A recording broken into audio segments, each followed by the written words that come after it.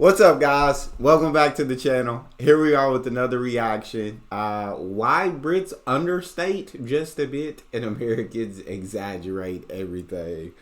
I'm so excited to dive into this one. Before we dive in, if you guys happen to enjoy, please don't forget to subscribe. Give the video a thumbs up. Also, we are here with another Girl Gone London video. Her channel is amazing, so don't forget to subscribe over there. And I will drop her original video link in the description section for you guys to be able to check it out. Without further ado, let's dive right in. Picture this. You're in a battle with your troops outnumbered 8-1 on all sides. You've got to now communicate the severity of the situation to the general so he knows how to help. What do you say? If you're a British man named Tom Brodie and you're fighting in the Korean War, you say what comes most naturally to you. Things are a bit sticky, sir. I.e., in classic British understatement, help. Unfortunately, the general in charge of the United Nations Joint Command was American. And that meant that he took this to mean we've generally got this under control, even if things are going a little bit wrong. Exactly. Because to an American, if you need help, you'd scream it from the rooftops and say something like, all hell is breaking loose. A classic example of American overstatement because hell itself was not actually breaking loose. This incident, eight surround the enemies. Tail is breaking loose in my head. Eight enemies and verse me. Nah, your head breaking loose. Of the Battle of the Imjin River is just one example of the contrast between British understatement and American exaggeration. And while the soldiers were credited with saving Seoul, the South Korean capital, more than 500 of them were captured because the American general didn't send in reinforcements or instruct them to withdraw, as he didn't realize the true severity of the situation. In this video, we're going to explore these two different communication styles and some of the most notorious examples of them and what purpose they serve in each culture. Let's start by quickly defining what we mean by understatement and exaggeration or hyperbole. Understatement is a statement that describes something in a way that makes it seem less important, serious, or bad than it really is. Exaggeration, on the other hand, is of course the opposite. It's the act of making something more important than it really is by overstating or distorting facts. You are emphasizing or magnifying certain qualities to the point that they actually become untrue. I asked my audience for some classic examples of British understatement, and some great ones were shared, including an exchange between the Earl of Uxbridge and the Duke of Wellington during the Battle of Waterloo in 1815. The Earl's leg needed to be amputated after being hit by a cannon, and he said, "By God, sir, I've lost my leg." To which the Duke of Wellington reportedly replied, "By God, sir, so you have." Another more recent one happened in 1982 when pilot Eric Moody was in charge of a British Airways flight that lost all 4 of its engines. He managed to land safely, spoiler alert, but before doing so spoke to the passengers and he said, "We have a small problem. All 4 engines have stopped. We are doing our damnedest to get them going again. I trust you are not in too much distress." Boy, the American inside of would have been panicking. I'm calling home, Mom, Dad. I love y'all. I want y'all to know that I'm on the plane, the engine's down, we're about to crash, it's all over. But just know that I appreciate everything y'all did for me. Because I'm dead. In my mind, I'm dead. All 4 engines, the plane got 4 engines, and you said all 4 of them went dead. I'm dead. I'm making my calls. Because that's it. There's also the Admiral in 1916, after experiencing some of his ships exploding, who's quoted as saying, "There seems to be something wrong with our ships." You think? Now, as for American hyperbole, it comes up a lot in everyday conversation and in just normal phrases and how we express ourselves. Even our tendency to describe lots of things as amazing or awesome comes across as exaggeration. And then you have phrases like the best thing since sliced bread, the greatest movie of all time. Or you might say, if I don't get coffee right now, I'm literally going to die. If it's hot outside, a Brit might say, it's a bit warm outside, don't you think? Whereas an American would probably say something along the lines of, oh my God, It's hotter than the surface of the sun out there. But culturally, where does this come from? Why do we do this? Let's talk British understatement first, because it is so popularly used and the default communication style in the UK that it's listed as a Wikipedia article on its own, referring to it as a traditional aspect of British culture. Now, for Brits, understatement serves 5 main purposes. Number 1, modesty. Within British culture, humility is seen as a positive characteristic to have. Not being too big for your britches is seen as the correct and moral way to be. And boasting or appearing like you have no self-restraint is not a good look. Whether it's a celebrity or politician or any other public figure, the second you appear not to be able to laugh at yourself or you're believing too much in your own hype, as the kids would say, the British public likes to take you down a notch because of the emphasis on modesty. And I don't mean modesty when it comes to like what you wear, but modesty in your personality. Understatement helps in this way because you avoid appearing boastful or overly proud or extreme. Understatement can also be used in British culture in a humorous way. It's just funny. It helps create irony, and downplaying the significance of something can be a way of joking with others. I had a weird phase in college where my friends and I would visit some of the most exciting looking attractions around the world when we would travel, and we would take pictures in front of them looking as bored as humanly possible. There's something about not acknowledging how great something is directly or understating its importance to you or to the world that just appeals to a British sense of humor. Another thing to avoid in British culture. I love the first one, modesty about personality. Hey, the Brits is like, let's go ahead and take you down a notch. Although I am a fan of like, I'm a huge basketball fan, and like there's players who are absolutely humble, who are absolutely modest in how they approach interviews and how they approach the game when they're asked certain questions.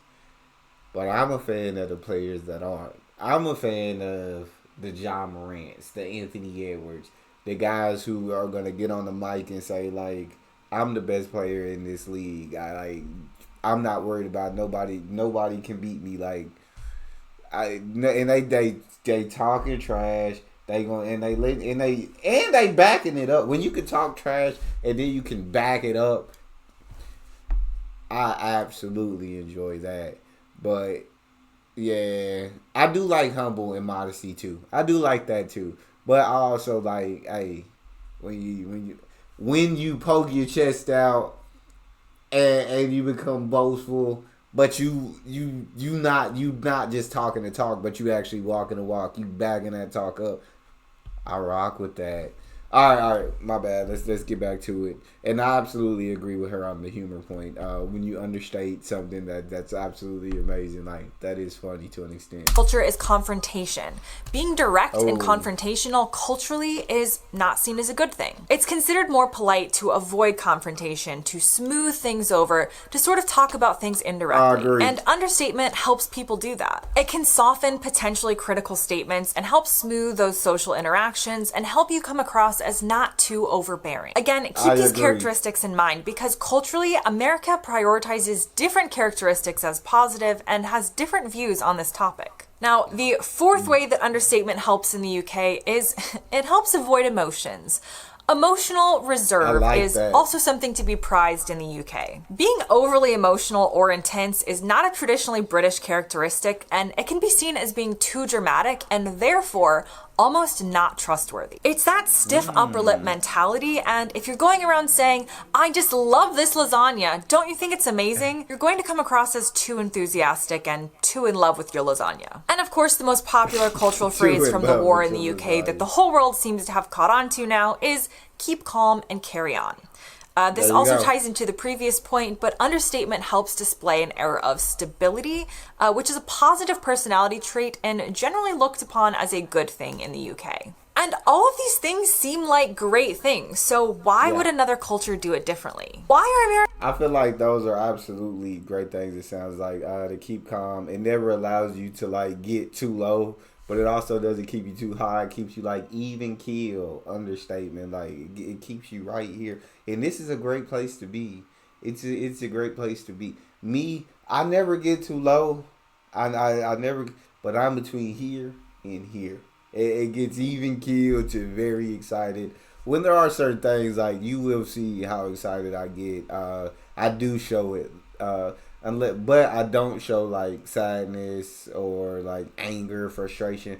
I try to keep all those within me. I feel them, but I try to keep that to where you can't see it on my face or through my body language. But you can see the happiness and excitement when I'm feeling that. So I do. So sometimes I do let my emotions get out of hand. But yeah, I feel like understatement absolutely helps with all of these things. Americans going around saying the pizza they had was the best pizza in the whole world when it probably wasn't even top 10 of the pizzas you had in the last year. But understatement doesn't fit into American culture in the same way it fits into British culture. Exaggeration does. And here's why. Firstly, you'll remember from our past communication videos that America does not value indirect communication. America values direct, in-your-face communication. And while exaggeration and hyperbole swing in the complete opposite direction to understatement, and you could argue they're not exactly direct because they're not even true because hell is not literally letting loose, it's more direct than understatement. And while it may lead to confrontation, American culture is less afraid of confrontation than British culture if we're making a generalization. But there are other ways that exaggeration... I don't like confrontation, but I absolutely agree with that statement. There's a lot of people in this country that don't mind some confrontation. Actually fits well into American culture. In contrast to British culture, I feel like I've said culture way too many times in this video, enthusiasm and being extremely passionate about something are considered positive traits in America. We love people who love things. We love to love things. And showing that excitement comes across in a more genuine way in the US than it does in the UK. Hyperbole helps convey that expressiveness and makes you more likable in the US, not less. It's also considered an entertaining way to speak. It makes things more interesting to American ears, and that's highly valued in American society. Number 2, emotionally, openness is also a trait of American culture. We're not taught to filter our emotions, but rather to tell them everyone we know who definitely does not care. And hyperbole does help us to express this emotion. It's charged with emotion, it's filled with drama, and as a culture, we don't shy away from that. From a consumer and marketing perspective, American consumerism is also filled with examples of hyperbole that we're used to seeing. This is the world famous vacuum cleaner. This is the world's best Mexican restaurant, the #1 hospital. Americans as a culture are far more willing to be sold to than Brits, and being a good salesperson is actually seen as a quality trait, as long as you're not being too seedy. And so, American don't be doing me dirty. Don't be selling me stuff that don't work or that or you overselling me. Don't do that. But being a salesperson, absolutely. Americans are absolutely enthusiastic. I told you guys I get very excited about certain things.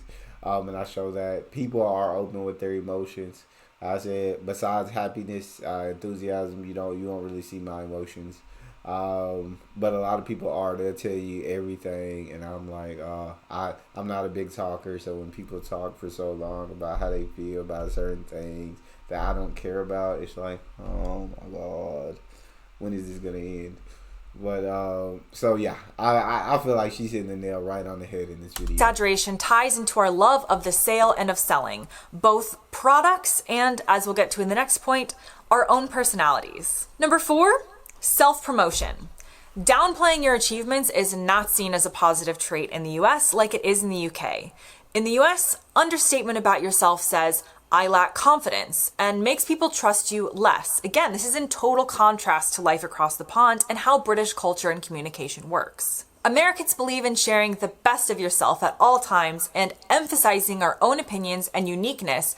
And while we do have the concept of bragging in the US, there is a line as to where it becomes too much.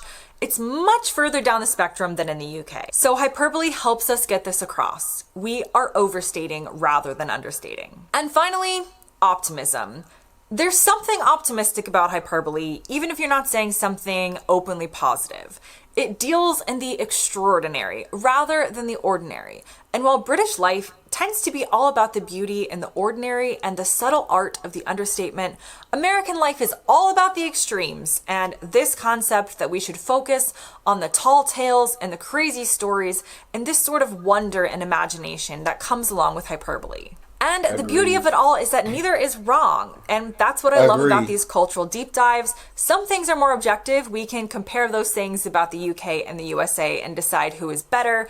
But when it comes to communication, each culture does what works within their own communication style. If you've got any examples of your own, as always, I'd love to hear them in the comments below. Thanks very much for watching, and I'll see you next time.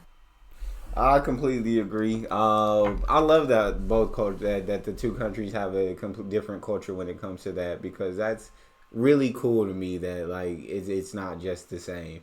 And what, like she said, each culture works best for that country.